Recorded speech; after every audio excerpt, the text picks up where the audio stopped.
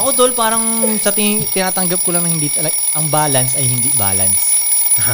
Parang ako tinitingnan kong ganun mo natignan. Alam mo tol, may nagtanong dati, merong isang parang, ewan ko, pastor ba yun siya nagsasalita. So, may isang listener niya na nagtanong. Sabi, yo, kung God si God, kung talagang malupit si God, ba't ginawa niya gumawa siya ng tao na nagkakamali?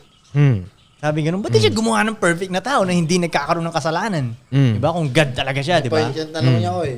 Hindi ko na pinakinggan yung sagot ng pastor kasi in-skip ko na eh. Okay. Like, nag-next na ako sa video eh. Pero sa... wait. Wait. Okay.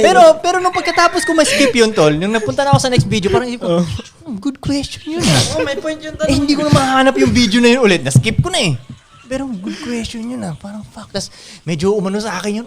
Bakit pa hindi gumagawa si God ng perfect na tao? Ba't si Adan yung ginawa niya o si Eva na nagkakamali, di ba? Parang ganun. Pero naisip ko na, yun nga yung perfect eh. Yung hindi perfect. Yun ang perfect. Ganun kagaling si God. Isipin mo, gumawa ka ng games. Na yung character hindi namamatay. 99 lives palagi, hindi namamatay. Madaling makapunta sa finish line. Perfect ba na game yun? Pangit yun. Hindi perfect na game yun. Ang perfect na game, yung may game over. Mahihirapan yung bida, pero may chance pa rin yung matapos yung game. May chance pa rin ha. May game hindi over hindi din. Hindi yung sobrang hirap matapos yung game. Yes. Ngayon, ma-apply mo rin siya sa totoong buhay. Kasi ang buhay, kung titingnan mo naman, may chance talaga na marating mo yung top, pero mahirap siya. Yun ang perfect na life. Yun ang perfect na journey para sa akin. Tama ka dun. So, ang perfect ay hindi perfect. Yun ang galing ng kuya. Galing nun, tama. tingin ko. Paano mo nga naman ma-appreciate yung perfect kung lahat tayo dito perfecto? Oo, yun na nga eh. Wala nang perfect nga naman, no? So matali si Wala GOD, naman alam na agad ni GOD yung dati na, pag ginawa ko At yun perfect, ang balance. Hindi perfect Oo, yun. Tama, pag ginawa ko masyadong perfect ang Earth, boring yung Earth na magagawa ko. Di ba? Isipin mo, happy family lahat. Ganun. Wala, hindi yun perfect, di ba? At yun ang balance. So, tatanggapin mo yun. Oh, so gets na ni GOD yun na. Yung perfect ay hindi perfect. Magkamali kayo dyan. Boom, di ba? Yun. Tama. So, ang balance ay hindi balance. Tama. The more na mas frustrated ka sa balance, the more na mai-imbalance ka siguro eh. No? Sa tingin ko nga tol, ang fair ay unfair eh. Para sa akin, yun ang fair. No? Pag Tama unfair. Rin yun, no? Kasi Tama. kunyari fair lahat, let's say fair lahat, pareho tayo ng mga sweldo lahat. Hindi fair yun para sa akin Oo eh. nga. Kasi ako nagpakahirap, pareho tayo ng sweldo, hindi fair yun. Diba? Ang fair, nagpakahirap ako, sa akin yung mas malaking pera. Diba? Yun. Fair is unfair. Ang Perfect fair is imperfect. Oh, yun. Balance is imbalance. Sheesh! Sheesh! That's crazy.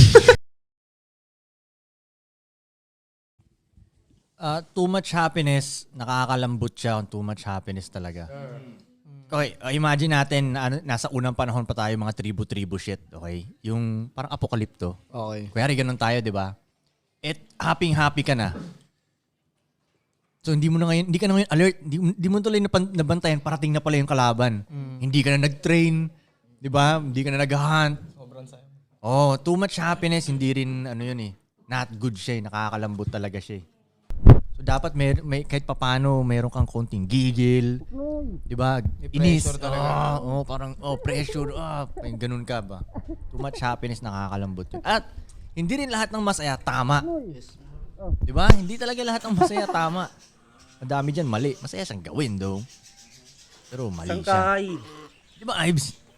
Yes. Alam mo yan. Oo, alam talaga namin. Dating namin pinag-uusapan ni Ives to eh.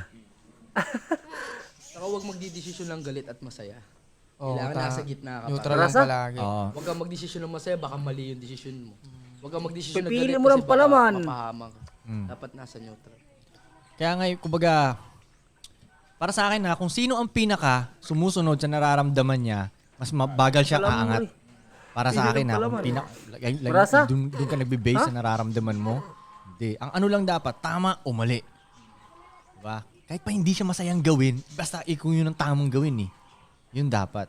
So pag sunod ka ng sunod sa nararamdaman mo, ano ka? Cause of delay din yun. Ano? Babae. Exactly. Diba? Sa babae,